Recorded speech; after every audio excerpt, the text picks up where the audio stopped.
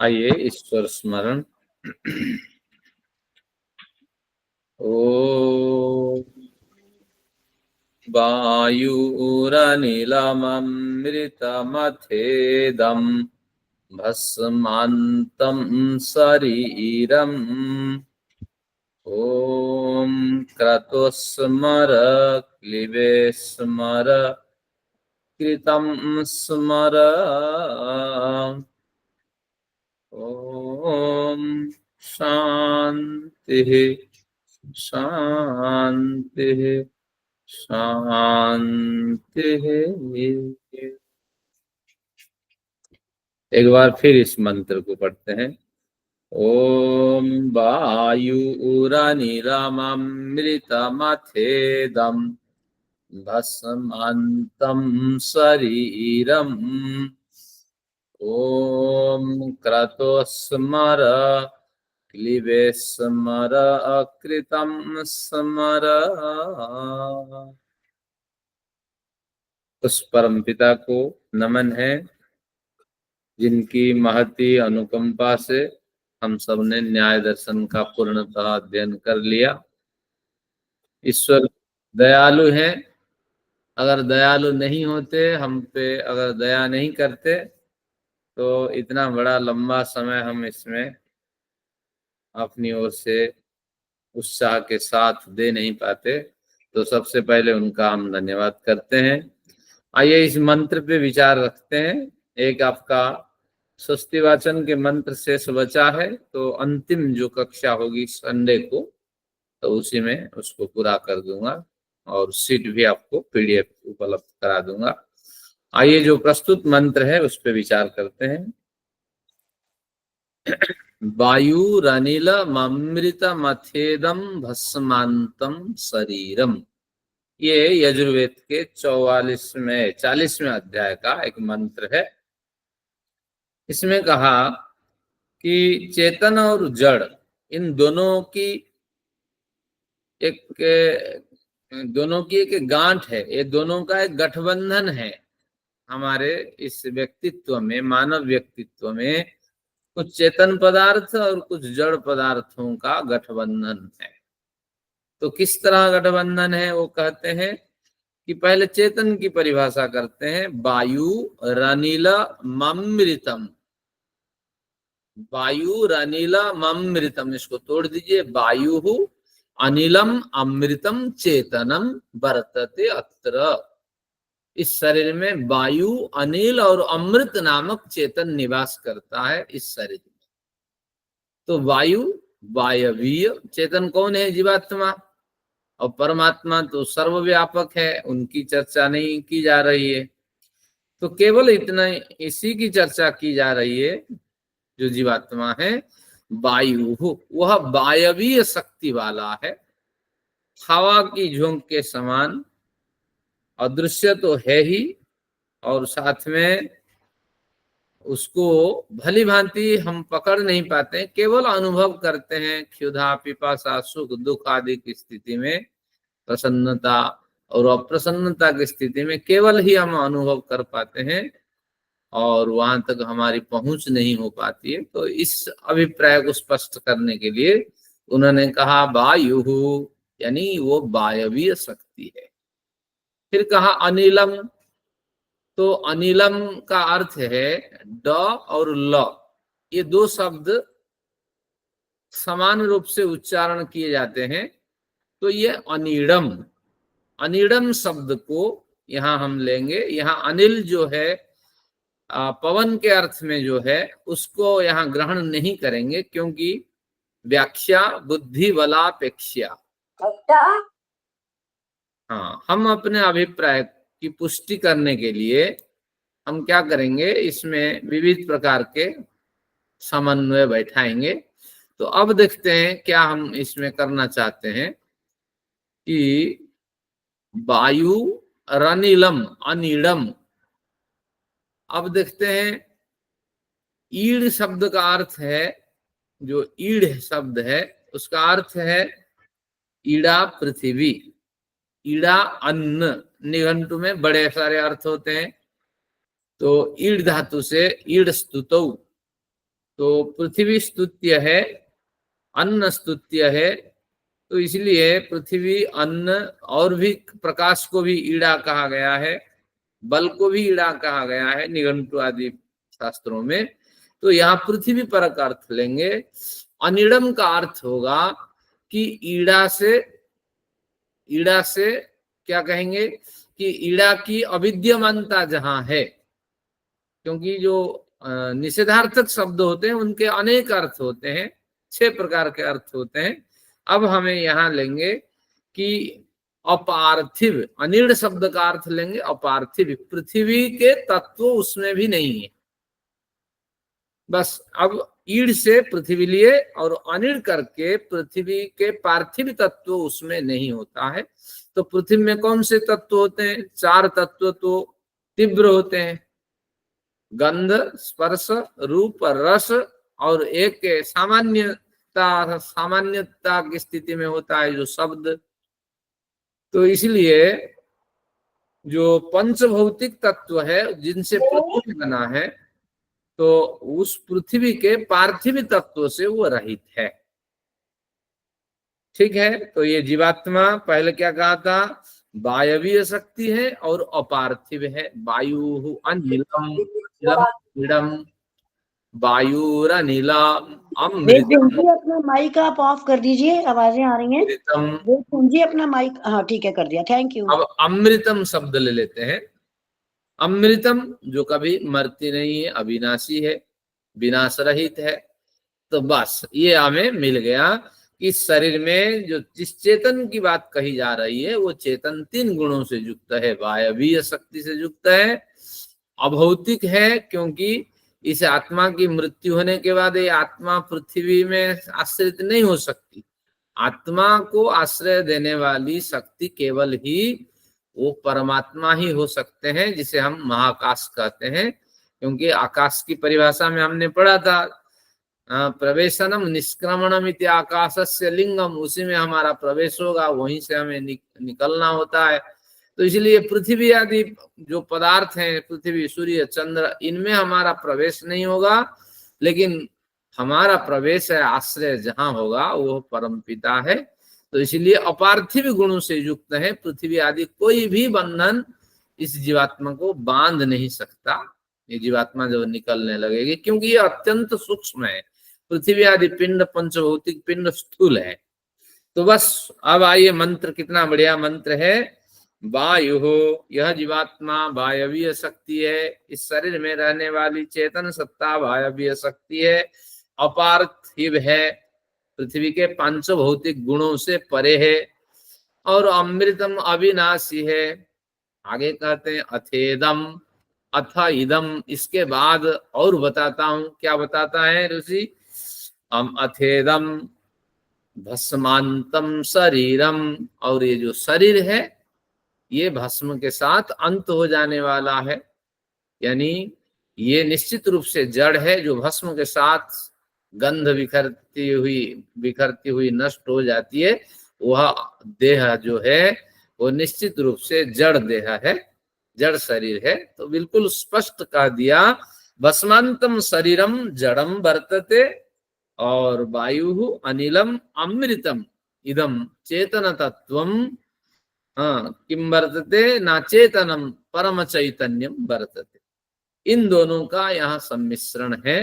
तो बिल्कुल हमें स्पष्ट करा रहे हैं कि है मेरे आने वाली पीढ़ी के साधकों, भली भांति आप समझें, जड़ चेतन का यह संगठन है, और जड़ चेतन का संगठन होने से तो कभी भी गठबंधन टूट सकता है, कभी भी चेतन जड़ से अलग हो सकता है, कभी जड़ भी साथ नहीं देता, तो चेतन भी अपना कार्य करने में असमर्थ हो सकता है। सब कुछ ठीक है, हाथ पैर आपके विकृत है, विकलांग है, भैया साहब आप कुछ कर पाएंगे? चेतन जितना भी वायु अनिलम अमृतम बने, अगर विकलांग की स्थिति प्राप्त हो जाए, जड़ साथ न दे, तो चेतन कुछ नहीं कर सकता। और चेतन की जब इच्छा है, जब ईश्वरी इच्छा होगी, व्यवस्था के हिसाब से चेतन निकल जाए, तो जड़ शरीर को हम देखते हैं पड़ा रहता है, हजारों शरीर पड़े रहते हैं। तो ये गठबंधन कभी भी टूट सकता है, बिल्कुल ये संकेत कर रहे हैं। तो ऐसी स्थिति में बुलबुला के समान हम इस संसार में हैं, तो हर पल आपको क्या करना चाहिए, हमारे गुरु जी अभयदेव को हम स्मरण करते हैं। मेरी बहुत सी किताबें फैल रहती है, कितनी बार किताब अलमारी में भरूं और निकालूं, तो कहते हैं नहीं, प्रॉपर जगह बनाओ और जिस किताब को लाते हो उसी दिन जाने से पहले सबको प्लेसिंग कर दो। क्या पता तुम्हारा गठबंधन जड़ चेतन शरीर सब छोड़ दे, तो आने वाली जो आपकी पीढ़ी है वह आने वाला जो व्यक्ति है जो आपकी समीक्षा करेगा तो कहेगा निश्चित रूप से ये गलत आदमी रहा, कहाँ क्या लिखा, कहीं कोई सिस्टमेटिक नहीं है इसके जीवन में, तो आपको गाली ना दे। तो इस तरह आप भी देखिए, शरीर छूटने से पहले जो जो महत्वपूर्ण कार्य है वो कर लें, और जो कुछ करना है वो करके आप तैयार रहें, ताकि कोई आप पे टिप्पणी न उठाए। अगर टिप्पणी उठती है तो समझना फिर इस संसार में दोबारा हमें आना होगा, क्योंकि अभी भी बहुत से जो हीन कर्म है हमसे हुए हैं और उसके लिए हमें जन्म लेना पड़ेगा, क्योंकि लोक निंदा अपवाद हमारे पीछे है। आगे फिर देखते हैं आगे क्या कहते हैं, अथेदम भस्मांतम शरीरम। अब 3 कार्य हमें करने हैं। ओम क्रतुस्मर, क्लिबे स्मर, कृतम स्मर। अब इसकी संगति थोड़ा बैठा देते हैं। क्रतो, पहले क्रतु संबोधन ले लेते हैं। क्रतो ओम स्मर, आगे कहा क्लिबे स्मर और कृतम स्मर। ये महत्वपूर्ण बिंदु है तीनों। अब ओम स्मर को हम पीछे ले लेंगे। अब देखते हैं ओम स्मर के बाद क्या है, क्लिबे स्मर। यहाँ क्लीब अगर संस्कृत में लिखते हैं, हमारे विदुषी बहुत सी माताएं यहाँ जुड़ी हुई है, क्लीब में बड़ी मात्रा होती है। आज जाके ये मंत्र देखना 40वें अध्याय में, यहाँ छोटी मात्रा वाली क्लीब है। तो यहाँ क्लीब उस क्लीब से, नपुंसक लिंग से नहीं संबंध इसका।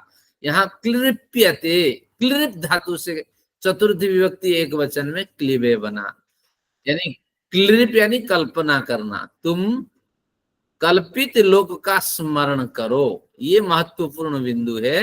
निरंतर एकांत में बैठ करके जब जब आपको अवसर मिले, ईश्वर स्मरण हो आए, तो बैठ करके कल्पित लोक का स्मरण करो। क्या क्या कमियां रह गई है अग्रिम यात्रा को बेहतरीन करने के लिए, तो उन कमियों की पूर्ति ईश्वर अवश्य करें, मुझे अग्रिम यात्रा में एक अच्छे अवसर प्रदान करें और इन कमियों को मैं दूर करूं और अधिक अग्रसर हो जाऊं। अगर मेरे संदर्भ में कहा जाए, और अधिक साधना का क्षेत्र मुझे मिले, और अधिक व्यापकता मिले, और अधिक ज्ञान मिले, और मेरे सहयोगी और अधिक बढ़े, तो इसी तरह मैं आगे बढ़ता जाऊं। अगर बजाज साहब की बात करें, बजाज साहब तो कहते हैं अगला जन्म मुझे नहीं चाहिए, फिर इसी तरह मुझे एक प्रोफेसर बनाया जाए और मैं पैसे बांटूं, 9 तारीख में खत्म हो जाता है, तो अब इस बार पैसा 31 तारीख तक मेरे पास हो, और 31 से 28 फरवरी आप समझ लेना वो भी आ जाता है। तो इस तरह बजाज साहब की कल्पना। तो निरंतर आप चिंतन करें, आपकी जो भी स्थिति है उस स्थिति से जो कमियां रह गई है हमारे लिए, जो चुनौती हमारे सामने रही, वो चुनौती न आए और मैं अग्रिम पड़ाव की ओर बढ़ता चला जाऊं। लेकिन साधना के क्षेत्र में अगर आप कहेंगे कि धन की कमी रही, मुझे धनी बना दे, तो बस धनी साधना के क्षेत्र में कोई बड़ी प्रगति नहीं है। तो धन न्यूनता की स्थिति में भी हम बढ़िया साधना कर सकते हैं। तो साधना के मार्ग में, अध्यात्म के मार्ग में और अधिक समृद्धि भी हमारे साथ हो और हम आगे बढ़े। आगे फिर क्या कहते, क्लिबे स्मर, यानी कल्पित लोक के लिए तुम स्मरण करो। फिर कहा कृतम स्मर, किए गए कर्मों का स्मरण करो, किए जा चुके कर्मों का स्मरण करो। भूतकाल में त प्रत्यय है, तो बहुत से कर्म हमसे हो चुके हैं, तो किन कर्मों का स्मरण करें। शुभ कर्म भी अशुभ कर्म है, अशुभ कर्म से हमें दुख होता है, शुभ कर्मों के चिंतन से हमें प्रसन्नता मिलती है। पहले अशुभ कर्मों की ओर चलते हैं। अशुभ कर्मों का हमें स्मरण नहीं करना, लेकिन जिन अशुभ कर्मों का स्मरण करके हम क्षतिपूर्ति कर सकते हैं और उस व्यक्ति से माफी मांग सकते हैं, तो ऐसे कर्मों का आप स्मरण करें। जब जब अवसर मिले तब तब उन कर्मों के स्मरण आप करते रहें। जैसे मैं एक उदाहरण देता हूँ, पीएचडी करते वक्त मैंने बहुत लोगों से फोटो ली थी, बहुत लोगों से मिला था, लेकिन जब सर्विस मेरी लगी इसमें हिमाचल में, तो बहुत सी चीजें मैं उनको नहीं पहुंचा पाई, और फिर सर्विस टर्मिनेट होने के कारण अव्यवस्थितता रही। तो मेरे मन में एक ये पीड़ा है कि कैसे मैं उन सबको उनकी जो अमानत है पहुंचा दूं। तो इस तरह अभी संभव है, ये पहुंचाया जा सकता है, और संपर्क कुछ तो पहुंचा दिया। तो इस तरह कि जिन कर्मों का आप निपटारा कर सकते हैं, क्षमा याचना कर सकते हैं और क्षतिपूर्ति कर सकते हैं, उन कर्मों का बार बार चिंतन करें, क्योंकि जाने के समय हमें ऋण रहित होके जाना है, ये भावना आप रखें। ये हुआ जो अशुभ कर्म, और निरंतर शुभ कर्मों का चिंतन करें, उत्साह मिलता रहेगा। क्या शुभ कर्म है? तो चौधरी साहब हमारे बैठे हैं, सुरेंद्र चौधरी, आप नोट करें कितना, 19 मार्च 2023 से हमने शुभ कर्म शुरू किया था, न्याय दर्शन का अध्ययन। 19 मार्च 2023, तो 19 मार्च से 2023 से 24 हो गया, 1 साल, और ये 8 माह, यानी 1 वर्ष 8 मास तक हमने निरंतर इसमें ईश्वर चिंतन किया। कुछ नहीं, हमने अपने जीवन के एक बड़ा योगदान दिया, कुछ अंश हमने इसमें दान किया। और इस कक्षा में बजाज साहब हमारे 2 कक्षा केवल अनुपस्थित रहे। बजाज साहब का धन्यवाद, वो बीमार हो गए, उनकी कमर में चोट लग गई, और संपूर्ण उपस्थिति हमारी अनुराधा मैडम जी की रही। एक बार तालियों से उनका स्वागत है। धन्यवाद। 100%। हाँ 100%, लेकिन एक दिन अनुपस्थित रही अनुराधा जी ने, किसी कार्यवश, वो भी मेरे पास नोट है, किसी कार्यवश फिर मुझे सीट भेजनी पड़ी। और स्वागतम स्वागतम स्वागतम, धन्यवाद। और सभी ने योगदान दिया, धन्यवाद। सभी ने। प्रेम सचदेवा शायद काफी हद तक जुड़े रहे, लेकिन रेशियो बजाज साहब और अनुराधा जी के टफ है, इन दोनों ने बड़ा सहयोग दिया। वेद माता जी तो जुड़ती रही, लेकिन बीच में आई। और एक बड़े साधक चौधरी साहब हैं, लेकिन उनकी सामाजिक कार्य व्यस्तता रहती है, कई कक्षाएं उनसे मिस हुई हैं। लेकिन हमें कृतम स्मर पे ध्यान देना है, किए जा चुके कर्मों, अच्छे कर्म और बुरे कर्म। अच्छे कर्मों में जिन कर्मों का हम भरपाई कर सकते हैं, क्षतिपूर्ति कर सकते हैं, उनका स्मरण करें। और बुरे कर्मों में और अच्छे कर्मों में जिन जिन कक्षाओं को, जिन जिन अध्यात्म कार्यों को आपने किया, सचदेवा साहब बड़े कार्य करते हैं, यज्ञ करते हैं, हवन करते हैं, सनातनियों से मिलते हैं और दूसरों संगठन बनाते हैं, तो ऐसे कर्मों का आप एकांत में स्मरण करें। जब भी नींद टूट जाए, जो अच्छे कार्य आपने किए हैं उनका स्मरण करें और ईश्वर में तल्लीन हो जाइए। तो इस तरह ये दूसरा उपदेश दिया। और तीसरा उपदेश, आपका भी धन्यवाद, इतनी व्यस्तता होने के बाद इतना अच्छा पढ़ाया हम सबको। चलिए, मेरी तो 100% उपस्थिति रही। धन्यवाद। और ये प्रहलाद जी का भी रहा, काफी योगदान रहा। शायद कुछ कक्षाएं मिस हुई आपकी, नहीं प्रहलाद जी? जी थोड़ी बहुत होती थी, मेरी हेल्थ की वजह से। और मित्तल साहब जी की भी उपस्थिति पर्याप्त रही है, कहीं 1-2 क्लास मिस हुई हो। और इस तरह इंदिरा माता जी की भी उपस्थिति रही, लेकिन पर्याप्त नहीं रही, जो रेशियो बजाज साहब और हमारे अनुराधा मैडम जी का है। चलिए अब आगे देखते हैं। फिर आगे कहा, ओम कृतम स्मर, ओम क्रतो स्मर का क्रतो ले लिया था, ओम स्मर, और ओंकार का स्मरण करो। यहाँ ओंकार का जप करना नहीं है, बल्कि यहाँ कहा कि ईश्वर का स्मरण करो, क्योंकि ईश्वर का निज नाम ओम है। तो जब ध्यान करेंगे, मेडिटेशन करेंगे, एकांत में बैठेंगे, इन दोनों का काम करते हुए, किए जा चुके कर्मों का स्मरण करते हुए अगले किस पड़ाव पे जाना है, एक छोटी सी कल्पना मन में लेते हुए आप क्या करें, ईश्वर का स्मरण करें। हे ईश्वर, अब यात्रा हमारी यही अंतिम यात्रा हो, इस शरीर में हमारी अंतिम यात्रा हो, और न हो सके तो एक अच्छे अवसर प्रदान करें। मैं अब माँ बाप बनाना नहीं चाहता, औरों के ऋणी बनना नहीं चाहता। तो इस तरह आपने विचार रखते हुए, अपने पिता हैं, माता हैं, चिंता किसी की नहीं है, बल्कि जब पीड़ा हो, व्यथा हो, उससे भी बोलिए मेरे फलाने जगह दर्द है, फलाने जगह पीड़ा है, तो कृपया मुझे इसमें शांति दिलाइए, ताकि मैं अधिक एकाग्रता प्राप्त कर सकूं साधना आदि क्षेत्र में। तो इस तरह आप स्मरण करें। तो ये मंत्र आप भूलना नहीं है, आज से याद रखिए। ये वायवीय जीवात्मा है और अपार्थिव जीवात्मा है, अविनाशी जीवात्मा है, लेकिन इस जीवात्मा का साथ देने वाला शरीर भी जड़ है। तो इसलिए गठबंधन टूट जाएगा। इसलिए किए जा चुके कर्मों का हमें स्मरण करना है, कुछ भरपाई कर सकें, कुछ उत्साह दिलाने वाले कर्म हमें स्मरण हो जाए, और फिर कल्पित लोक का स्मरण करें। हर व्यक्ति सोचे किस लोक में जाना है।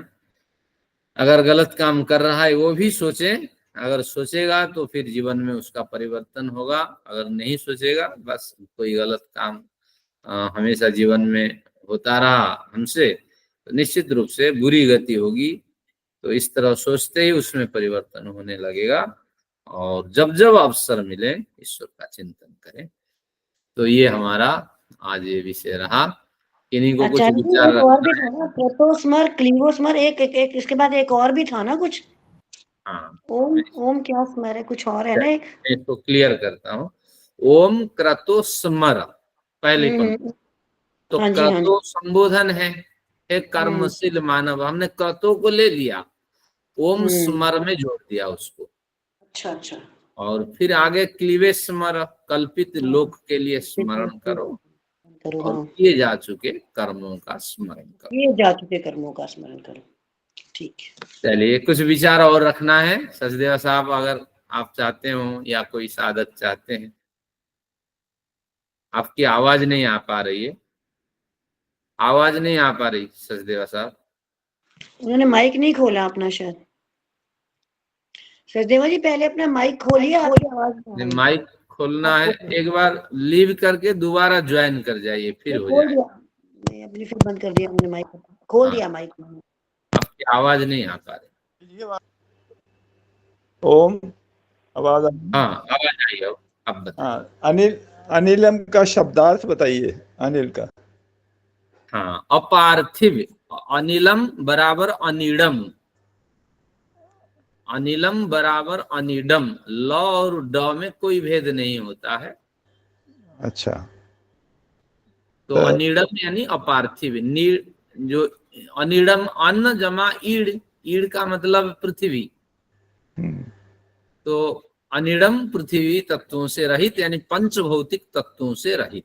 इस तरह लक्षणा से बड़ा अर्थ खींचेंगे इस। पंचभूतों से रहित आप कह रहे हैं ना? हाँ, पंच भौतिक तत्वों से रहित अनिडम का। अच्छा, तो पहले कहीं मैंने अनिल का शब्दार्थ पढ़ा था, बहने वाली। हाँ, कहीं होगा, कईयों ने किस तरह बनाया होगा, लेकिन ये ज्यादा प्रासंगिक है और भाष्यकार सम्मत है।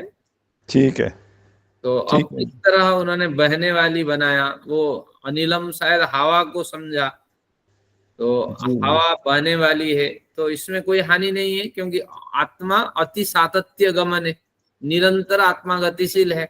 हाँ ये भी एक तीसरा अर्थ उसमें जोड़ सकते हैं। हाँ निरंतर प्रवाहशील ये आत्मा है। अगर हाँ, हम सो रहे हैं तो वो जागा हुआ है, क्योंकि सांसों को गति दे रहा है। प्रवाह से बहने वाली। हाँ, और हम बोल रहे हैं तो वो तो जागा हुआ ये जीवात्मा। तो इस तरह। ठीक है। और कुछ प्रहलाद जी आप विचार रखेंगे? प्रहलाद जी भी बड़े हमारे साथ सहयोग दिए। हाँ, नमस्ते गुरु जी। हाँ, तो ये जो अनिल का दूसरा अर्थ बताया आपने, उसका थोड़ा विस्तृत बताइए। चलिए बता। आत्मा शब्द जो है, उसके साथ जीव जुड़ जाए तो जीवात्मा, और परम जुड़ जाए तो परमात्मा।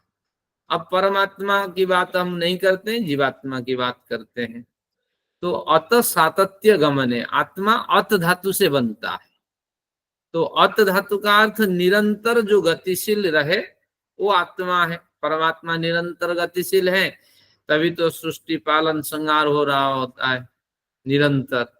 और ये जो जीवात्मा है ये भी शरीर में होने के कारण भी गतिशील है, क्योंकि इसके सक्रिय होने से खून दौड़ता है और मलमूत्र आदि जो चय अपचय आदि उसका उत्सर्जन होता है, और सांसें निरंतर चलती है, ये तो सोती नहीं है, जागती है। तो निरंतर इससे गतियां मिलती हैं हमारे जो अंतःकरण को, और अंतःकरण अपने अपने कार्य करते हैं, ये निद्रावस्था में भी और जागृत अवस्था में भी। तो इसलिए इसको आत्मा कहते हैं। और अनिलम के संदर्भ में देखें तो अनिलम का मतलब ये होगा, अनिल हवा को कहते हैं, तो हवा जिस तरह निरंतर प्रवाहशील है, ये आत्मा इसी तरह निरंतर प्रवाहशील है, ये अर्थ होगा। अगर व्याकरण जन्य अर्थ लेंगे, मैं जैसे कहा अनिलम अनिडम, अनिडम अपार्थिवम, अपार्थिवम नाम पंचभौतिक तत्वोपहितम, पंचभौतिक तत्वों से परे, ये अर्थ है। लेकिन अनिल जो है वो तो पूरे संसार में घूमता है, तो हमारा शरीर में जो जीवात्मा है वो तो एक देशी है, उसमें हाँ, कैसे घूमता है, उसको कैसे एक्सप्लेन करेंगे? बहुत बढ़िया। लेकिन ऐसा है कि मालिक घर में बैठा हुआ होने पर भी पूरे अपने इलाके में वो दबदबा बना रखता है ना। अभी मालिक घर में है, इतना कहते ही वो उसका कमरा नहीं गृहीत होगा, पूरी उसकी कोठी गृहीत हो जाएगी। तो उसी तरह वो अपने हृदय में बैठा हुआ भी संपूर्ण शरीर के संपूर्ण अवयवों पे नजर रखता है। कहीं भी सुई चोवाएं वहां तक संदेश पहुंच जाता है कि देखो फलाने ने सुई चुवाया, अब हमारे प्रहलाद जी ने ये बात कही और आत्मा तक ये कान पहुंचा दिया। तो ये सब उसके एजेंट्स होते हैं और ये सब जुड़े होते हैं उसी के साथ। जैसे मोटर एक जगह चलने से पानी बड़े लंबी दूरी तक पहुंच जाता है, जिस तरह कहीं भी चंदन लगाए तो पूरा शरीर चमकता है, लेकिन सुगंधि से लोग इतना मतलब सुगंधि से प्रभावित हो जाते हैं, ये नहीं देखते हैं चंदन कहाँ लगाया, सिर में लगाया, नाक में लगाया, पीठी में लगाया, कोई नहीं देखता। चंदन का जैसे आनंद लेते हैं तो जी उसी जी जी, बहुत बहुत धन्यवाद। हाँ, ये वेदांत में आता है गंधानुलेपनवत आत्मस्थिति। जैसे गंध यानी चंदन लगाने से पता नहीं लगता कि कहाँ चंदन लगाया, सुगंधि से हम उब जाते हैं। तो उसी तरह आत्मा हृदय में रहने पर भी निरंतर सारे शरीर में गतिशील है, यह गौण रूप से आपको मानना पड़ेगा।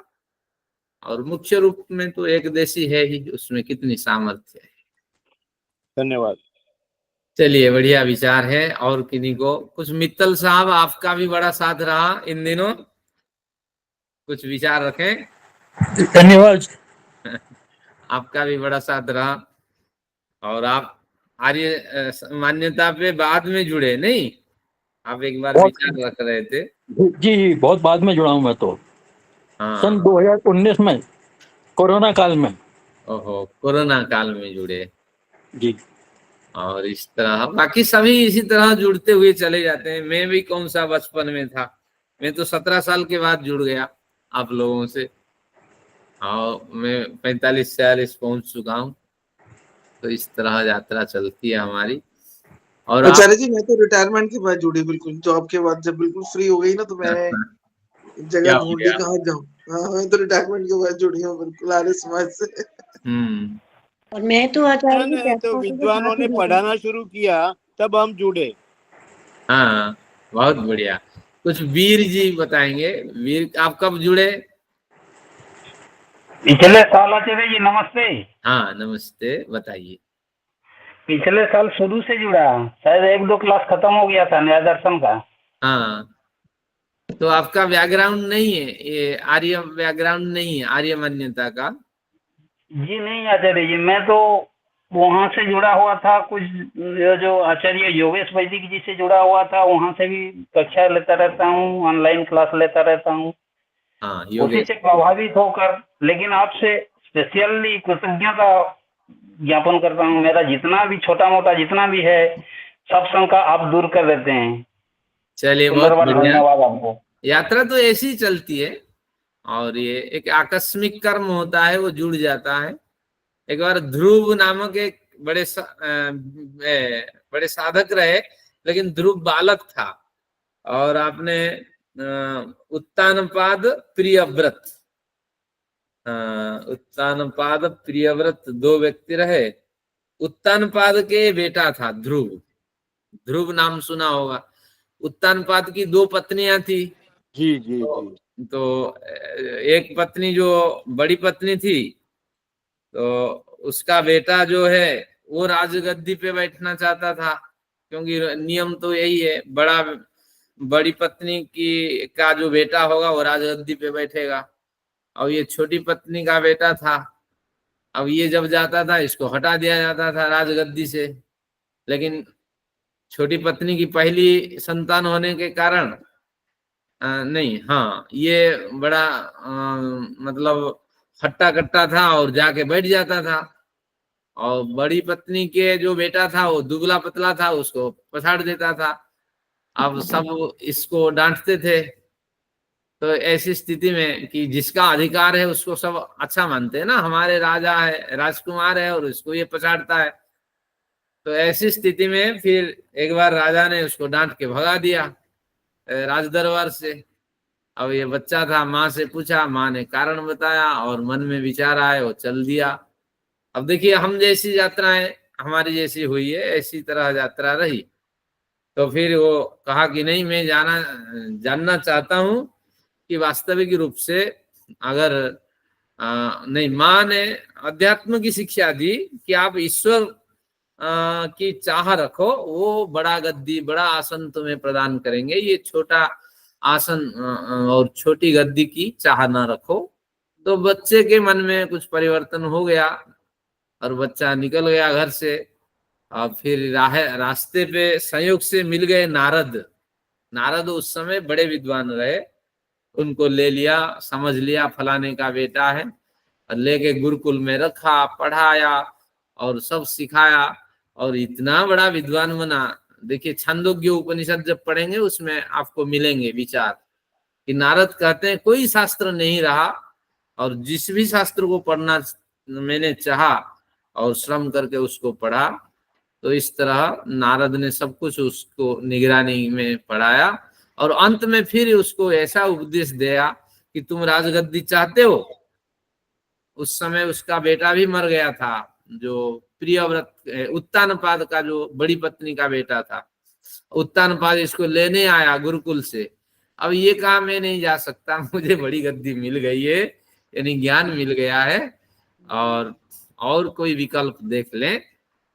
तो इस तरह संयोग से ज्ञान मिल जाता है और जीवन में बदलाव हो जाता है। तो चलिए, जो लोग आर्य समाज से पहले से जुड़े रहे वो धर्माधर्म संस्कार से परिशुद्ध हैं। और मैं तो जन्म से जुड़ी हुई, जन्म से। आप हैं, सचदेवा साहब हैं, हमारे वेद कुमारी हमारी माता जी हैं। वो धर्माधर्म संस्कार रूपी जो आवरण है, आप उससे परिशुद्ध हैं। हमें थोड़ा समय लगा। और आइए आज के सत्र देखते हैं कुछ विचार, और हमने क्या क्या इन दिनों में पढ़ा, थोड़ा इस पे चर्चा करते हैं। आचार्य जी, हाँ जी, छोटी सी एक बात कहूँ। अवश्य। अभी जो ग्रंथ जो पढ़ाएंगे, अगला ग्रंथ, उसका थोड़ा फोटो भेज दीजिएगा ग्रुप में। पहले से हम लोग मंगा के रखेंगे तब तो ठीक रहता है, पढ़ने के लिए अच्छा लगता है। ठीक है, बहुत बढ़िया विचार। आइए न्याय दर्शन के अंतिम प्रकरण को टच करते हैं।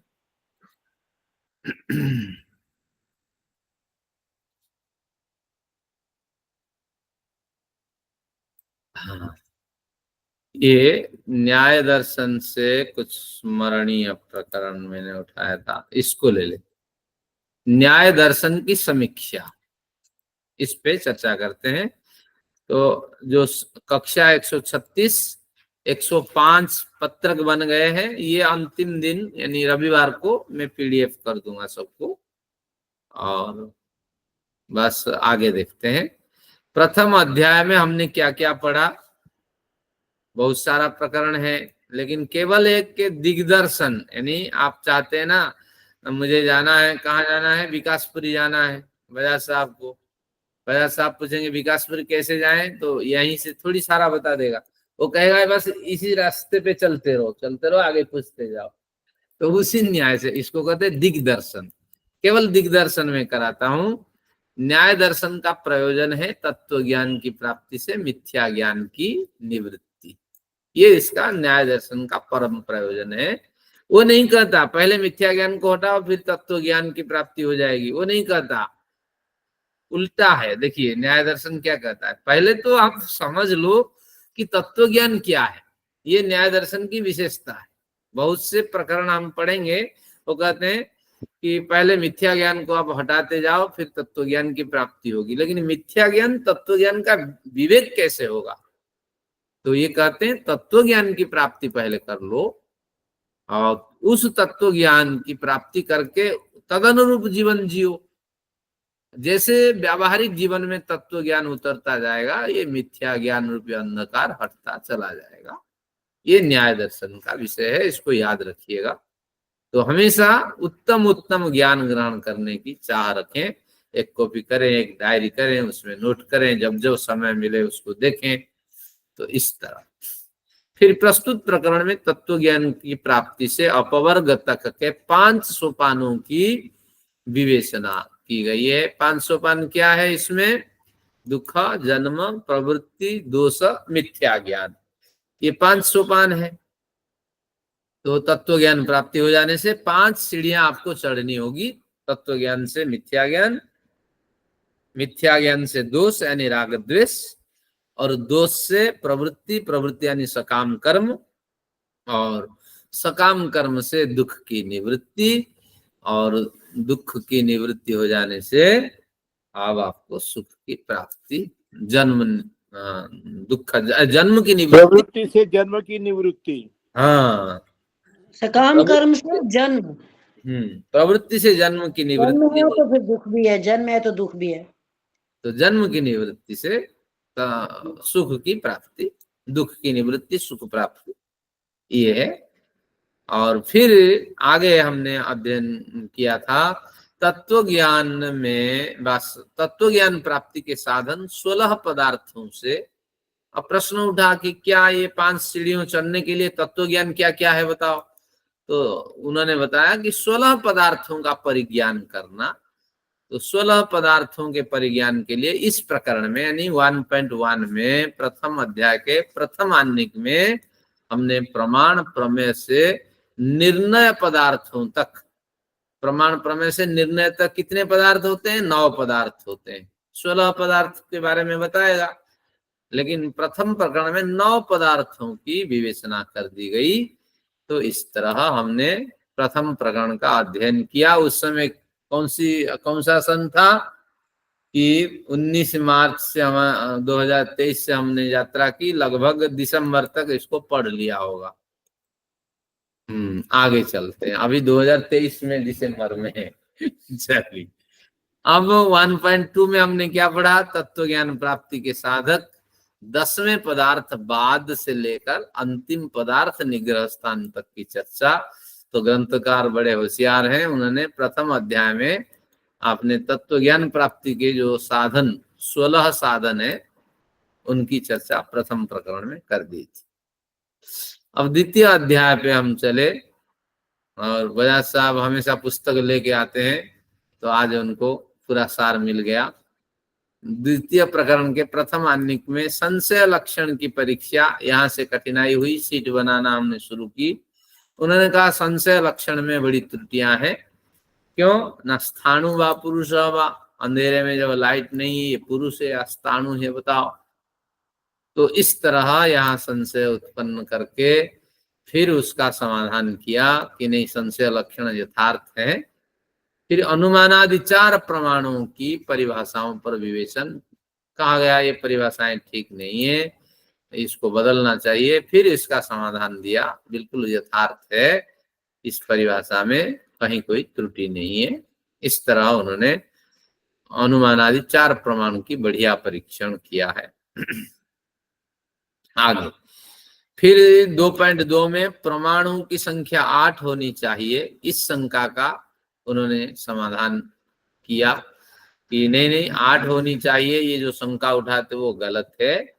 और 8 में क्या है कि प्रत्यक्ष, अनुमान, उपमान, शब्द व शब्द, अर्थापत्ति, अनुपलब्धि, संभव और ऐतिह्य। तो उन्होंने कहा इन 4 प्रमाणों में इनका ग्रहण हो जाता है। अर्थापत्ति का अनुमान प्रमाण से ग्रहण हो जाता है, संभव और ऐतिह्य जो है वो उपमान में ग्रहण हो जाता है, और अर्थापत्ति, अनुपलब्धि उपमान में ग्रहण हो जाता है। या इन्हीं 4 प्रमाणों में क्रमशः, मुझे बिल्कुल स्मरण नहीं आ रहा है, लेकिन इन्हीं 4 प्रमाणों में उन्होंने विवेचना करके इन 8 प्रमाण, बाकी जो 4 प्रमाण थे उनको उन्होंने इसमें अंतर्भावित कर दिया। पृथक से 8 प्रमाण उनको लेने की आवश्यकता नहीं। तो इस तरह संशय से लेकर के 4 प्रमाणों तक की इन्होंने यहाँ चर्चा की और अंतर्भाव कर दिया। तो अब हम 2024 में पहुंच गए। अब कक्षाएं बड़ी रुचि के साथ हम लेने लगे। नहीं, अब तृतीय अध्याय में प्रमेय लक्षण की परीक्षा नामक प्रकरण में आत्मा, शरीर, इंद्रिय रूपी प्रमेयों की परीक्षा। अब आत्मा, शरीर, इंद्रिय रूपी 12 प्रमेय होते हैं।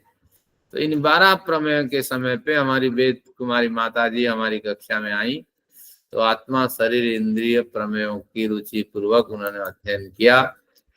तो इस तरह ये प्रकरण हमारा चला 3.1 में। तृतीय अध्याय के द्वितीय आनिक में हमने प्रमेय लक्षण की परीक्षा प्रकरण बुद्धि, मन, प्रमेय की विवेचना की। तो उसमें सचदेवा साहब जी बड़े सुझाव दिए, बड़े इसमें विचार मिले। फिर इस तरह ये विवेचना हमारी चलती रही। फिर चतुर्थ अध्याय पे हम पहुंचे, प्रवृत्ति, दोष आदि प्रमेय, क्योंकि इसमें बहुत से कम प्रमेय लिए थे। आत्मा, शरीर, इंद्रिय 3 और बुद्धि, मन 5 प्रमेय लिए गए थे। बाकी सारे प्रमेय यहाँ हम लिए इसमें चतुर्थ अध्याय में प्रवृत्ति, दोष आदि प्रमेय से लेकर के अपवर्ग तक प्रमेय की परीक्षा। और अपवर्ग का बहुत बढ़िया इसमें प्रकरण है चतुर्थ अध्याय में। जब मन करे इसको खोल के आप पढ़िएगा हिंदी को। और बाकी हमारी सीट तो बनी हुई है, बल्कि इस सीट जब मैं भेज दूंगा संडे को, उसके एक प्रिंट निकाल के रख दीजिए, क्योंकि मन जब करे उसको पढ़ना सूत्र के अनुसार। ये टीका जो है थोड़ा कठिन है, थोड़ी कठिन होने के कारण आपको ग्रंथ में प्रवेश होना कठिन होगा। तो इस तरह ये आपको 4.1 में पूरा जो प्रमेय प्रकरण है वो खत्म हो गया। तो प्रमाण प्रमेय खत्म हो गया।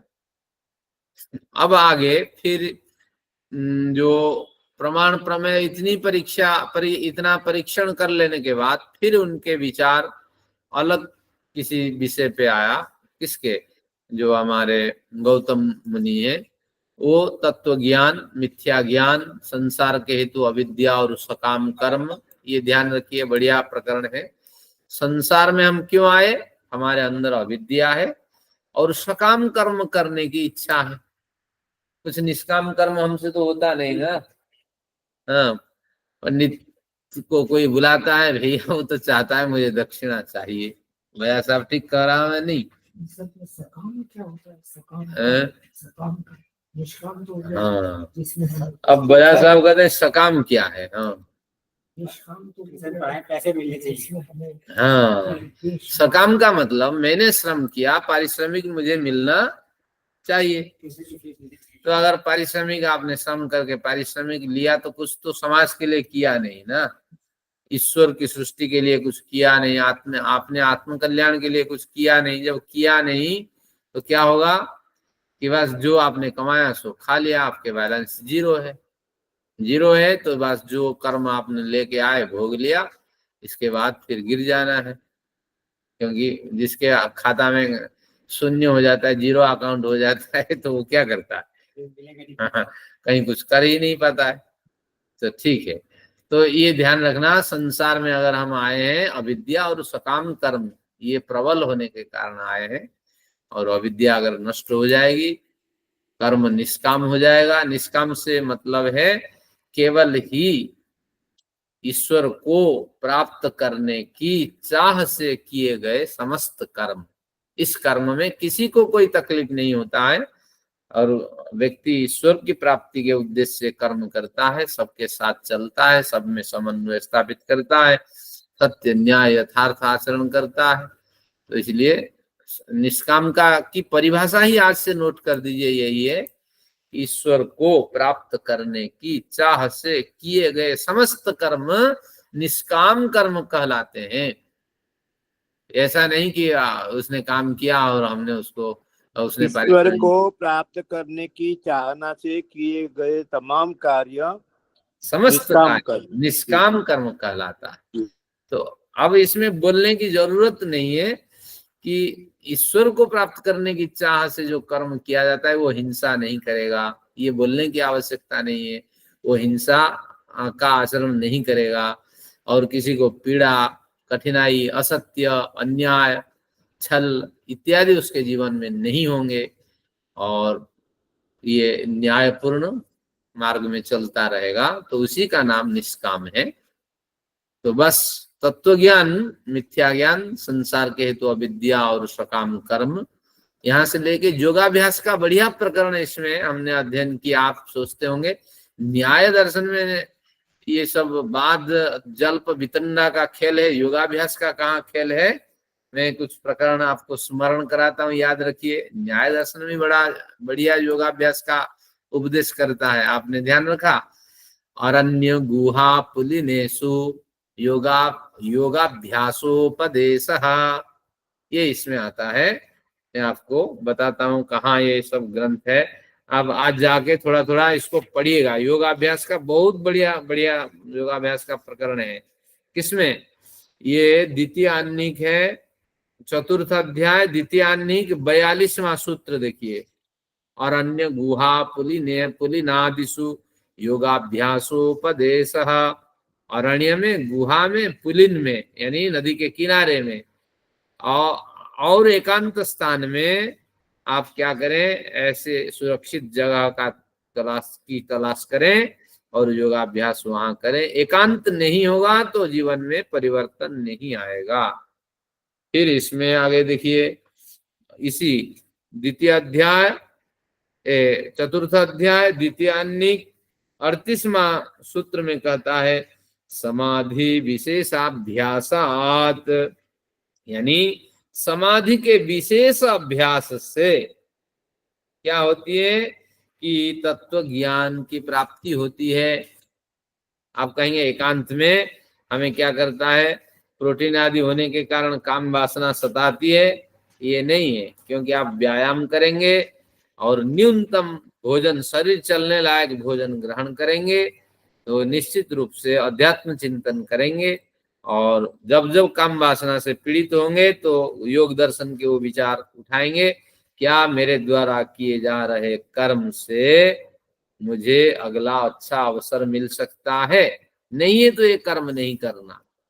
तो इस तरह विचार बना करके बोधपूर्वक अगर आप संयम लेते हैं तो निश्चित रूप से वो संयम दृढ़ होता, और निर्बोधता के साथ संयम लेते हैं तो ये टिकाऊ नहीं होता है। फिर जब टीवी देखते हैं, टेलीविजन देखते हैं, पिक्चर देखते हैं, तो आपकी सारी साधनाएं नष्ट हो जाती हैं। तो बोधपूर्वक आप ब्रह्मचर्य लें और भोजन, व्यायाम, इन पे कंट्रोल करेंगे तो बहुत बढ़िया साधना आपसे तो हो जाएगी। तो तत्व ज्ञान, मिथ्या ज्ञान प्राप्ति के अविद्या और सकाम कर्म से लेकर योगाभ्यास का बढ़िया प्रकरण है। तो फिर आखिर में इसी प्रकरण में कहा कि तत्व ज्ञान की रक्षा हेतु जल्प वितंडा के प्रयोग को अंतिम विकल्प बताया गया है। यानी कहीं ऐसी स्थितियां आए कि हमें जल्प वितंडा भी प्रयोग करना पड़े, क्योंकि तत्व ज्ञान की सिद्धि करनी है, यानी तत्व ज्ञान की प्रस्थापना करना है। सठे साठ्यम समाचरित, जो सठ है, ठग है, तो ठग के साथ ठग जैसे बर्ताव करेंगे तो निश्चित रूप से जीतेंगे, नहीं तो ठग जो है बार बार आपको ठगता रहेगा। तो आप भी उसको ठगने की कोशिश करें ताकि उसको पता चले कि मेरी जो ठगाई है दूसरे लोग जान रहे हैं। तो इस तरह कई जगह पे आपको करने होते हैं। तो ऐसा नहीं कि हिंदू जो है कायर है, वो लड़ाई नहीं करता, आपको भी लड़ाई करनी है। एक बार मैंने कहा था ना एक व्याख्यान में, क्या कहा था, अहिंसा परमो धर्म, धर्म रक्षा तथैव च। देखिए परम धर्म की दो परिभाषा, अहिंसा परम धर्म, धर्म रक्षा परम धर्म। ये ध्यान रखना, धर्म की रक्षा अगर करते हैं तो वो परम धर्म है, और अगर अहिंसा का पालन करते हैं, किसी को मन वचन और शरीर से पीड़ा नहीं पहुंचाते हैं, वो भी परम धर्म है। लेकिन धर्म की रक्षा हर हालत में आपको करनी है, और चाहे कैसी भी स्थिति है, विरुद्ध स्थिति है तो आप उत्तम सकारात्मक स्थिति से धर्म की स्थापना नहीं कर सकते, तो वहां भी आपको विरुद्ध आचरण करना पड़ेगा। तो इसलिए जल्प वितन्ना का यहाँ उल्लेख है, ये न्याय दर्शन की शिक्षा है। अब पंचम अध्याय में हम चले, साधर्म्य समा वैधर्म्य समा जाति पदार्थ, 24 जातियों का हमने अध्ययन किया, फिर शास्त्रार्थ हुआ, फिर शास्त्रार्थ में उपयोगी होने वाला षडपक्षी प्रकरण का अध्ययन किया। एक एक दो दो पंक्तियां होती थी, पूर्व पक्ष आपने विचार रखता था और सिद्धांत अपना विचार रखता था, फिर एक समाधान निकल जाता था। लेकिन उन्होंने कहा इतने में शास्त्रार्थ समाप्त नहीं होता है, एक दो पक्ष तीन पक्ष के माध्यम से। उन्होंने कहा ऐसे पक्ष लंबा चलता रहेगा। एक षडपक्षी प्रकरण दिया, 6 बार अपने विचारों की पुष्टि के लिए पूर्व पक्षी उत्तर पक्षी अपने विचार रखे, तो इससे शास्त्रार्थ कैसे लंबा चल सकता है। जरूर नहीं 6 पक्ष में कोई विचार हमें मिल जाए, ये लंबा चलता रहता है शास्त्रार्थ। सुना जाता है शंकराचार्य कई दिनों तक शास्त्रार्थ करते थे, तो इस तरह ये शास्त्रार्थ चलता है। तो उन्होंने इसका संकेत किया।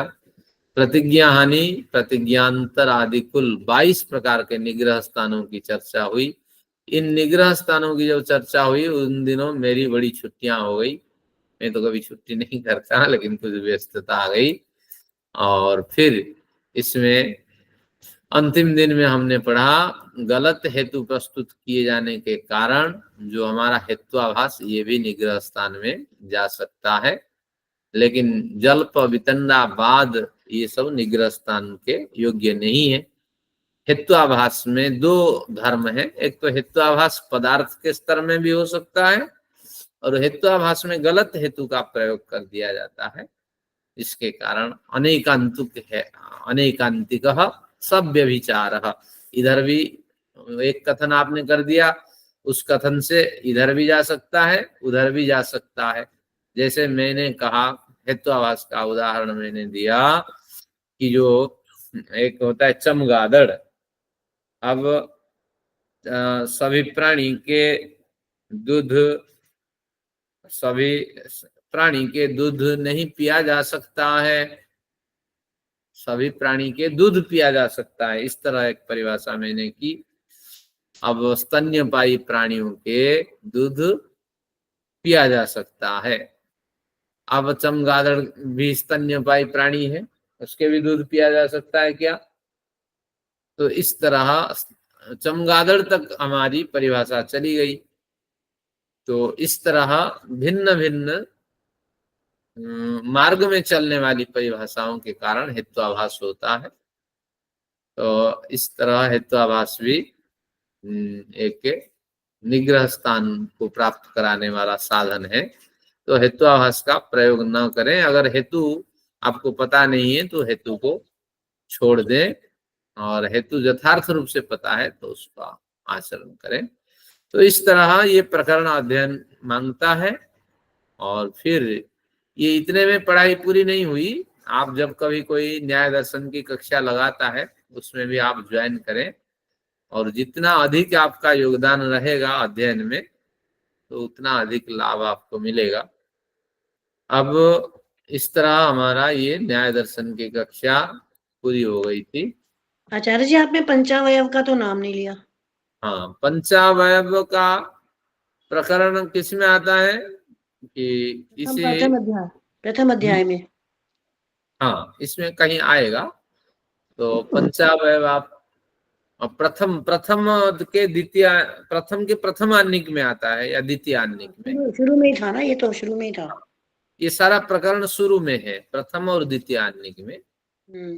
और पंचावयव की चर्चा अभी करते हैं, क्योंकि बिना पंचावयव के बाद नहीं होगा। वही तो मैंने कहा, पंचावयव तो शुरू में हमने सीखे, बड़ा इंटरेस्टिंग लगा था।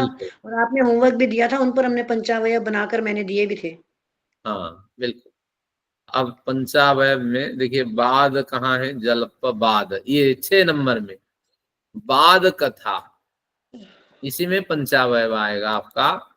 प्रमाण, तर्क, साधन और उपालंब यानी खंडन, सिद्धांत का अविरुद्ध पक्ष की स्थापना, पंचावयव से आपके पक्ष मंडित होना चाहिए, पक्ष प्रतिपक्ष के द्वारा किसी सिद्धांत का ग्रहण होना चाहिए। ऐसा प्रकरण अगर आपके सामने आता है तो आपका बाद सफल हो गया है। तो बाद में शुद्ध भावना होती है, और कहते हैं ना, बादे बादे जायते तत्व बोधा। तो वो बाद विवाद के अर्थ में नहीं है, वो बाद जो है न्याय दर्शन का बाद है। सत्य को प्राप्त करने की चाह से इन साधनों का उपयोग कर अगर रहस्य को ढूंढा जाता है तो उसको बाद कहते हैं, जिसमें प्रमाण हो, आपके तर्क भी मजबूत हो, और उनसे प्रमाण तर्क साधन की उपस्थिति और उपालंब यानी खंडन, ये सारी प्रक्रियाएं जहां प्राप्त हो, सिद्धांत के विपरीत कथन न हो, उस जो भी सिद्धांत हाथ में गृहीत हो रहा है उसमें सिद्धांत के अविरुद्ध कथन न हो, कोई भी पक्ष सिद्धांत के विपरीत कथन न करे, सिद्धांत के अनुरूप चले। कोई पक्ष कहे मैं आपकी बात नहीं मानता, तो ऐसी स्थिति में कोई निष्कर्ष नहीं निकलेगा, लेकिन ईमानदारी के साथ सत्य को स्वीकार करे, फिर पंचावयव से अपने विषय को प्रतिपादित करे। पक्ष और प्रतिपक्ष के विवाद से कोई विषय गृहीत हो, कोई एक विषय, तो बात कहते हैं। तो आइए अब आपके लिए अंतिम एक कक्षा में रखता हूँ। प्रदुन जी आएंगे शायद, रविदेव को भी बुलाते हैं, और कोई एक दो व्यक्ति आएंगे। तो कुछ ये प्रश्न पत्र आपके लिए है, ये सामने देखिए। आज 2 शीट भेजी है। एक तो न्याय दर्शन की समीक्षा आपने कर ली, बड़ी संक्षिप्त से समीक्षा हो गई। अब कुछ प्रश्न है, इसमें कुल 11 प्रश्न मैंने दिए हैं, या 12 प्रश्न है। और अंतिम जो रविवार को आप जो मन करें जिस भी विषय पे आप इन प्रश्न है और उत्तर भी दे दिया, न्याय दर्शन के सूत्र भी नीचे दे दिया, तो इस प्रकरण को पढ़ लीजिए। और फिर क्या करें, आपसे जब पूछा जाए तो आप अपने विचार दें।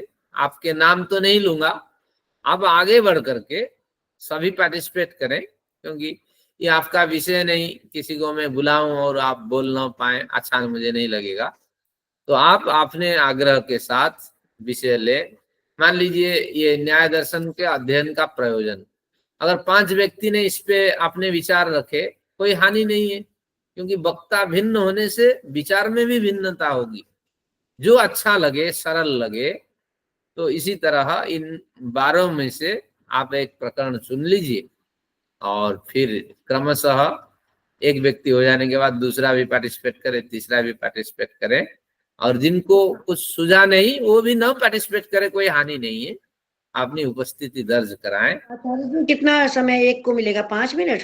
हाँ, 5-10 जितना आप दे सके, क्योंकि आप ही के लिए कक्षा है, तो इसलिए रोचकता अगले इसी कमिंग संडे को होगी या अंतिम रविवार को होगी? नहीं, ये जो 10 तारीख है, 10 को ही ना?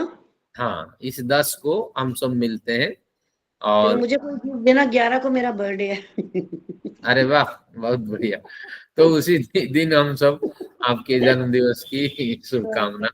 11 को मेरा जन्म है, 10 को पूरा न्याय दर्शन हो गया, 11 को मेरा जन्म हो तो रहा ये आप अपने विचार रखें, और सभी जो कठिनाई है, जो 12 बिंदु है, हर बिंदु को मैं उस दिन स्पष्ट करूंगा, कोई चिंता नहीं। जितने बिंदु आप स्पष्ट कर लिए, जो बिंदु बचे हम स्पष्ट करेंगे। एक बार फिर न्याय दर्शन के इन सभी महत्वपूर्ण प्रकरणों को पढ़ेंगे, तो और मैं किसी समय पे एक कविता में लिख दूं उत्तर? हाँ कोई नहीं, आप लिखें, लेकिन थोड़ा ज्यादा लंबा ना हो, क्योंकि दूसरों को अरुचि होगी। 5 मिनट। हाँ, क्योंकि हाँ थोड़ा ज्यादा लंबा होगा तो लोग उबेंगे। नहीं, तो 5 आपने मिनट का, हाँ 5 मिनट का समय ले। हाँ कोई नहीं, 5 ले 10 ले, ये सब हाँ आपके ऊपर निर्भर है। जो सूत्र तो बता देगा कितना बड़ा है, तो हाँ टाइम जी, तो लेगा ना। तो इसलिए आप एक सूत्र पे अपनी तैयारी करें। फिर सर्टिफिकेट सबको मिलेंगे। चौधरी साहब एक लिंक भेजेंगे कल परसों सर्टिफिकेट के लिए, उसमें आप रजिस्ट्रेशन कर लें, गूगल लिंक, और फिर वो अंतिम दिन जैसी कक्षा पूरी होती है तो हम फिर वो सबको भेज देंगे, और आप फिर प्रिंट निकाल लेंगे सब। आपका इतना सहयोग जो है ना, वो हम भूल नहीं पाएंगे कभी भी। तो ये मैं तो अपने आप को खुशकिस्मत समझती हूँ कि पता नहीं मेरे कौन से जन्म के अच्छे कर्म लिखे हुए थे। लोगों का साथ मिला, सहयोग मिला, प्यार मिला, आशीर्वाद मिली, और हर पहलू पे मुझे ज्ञान मिला।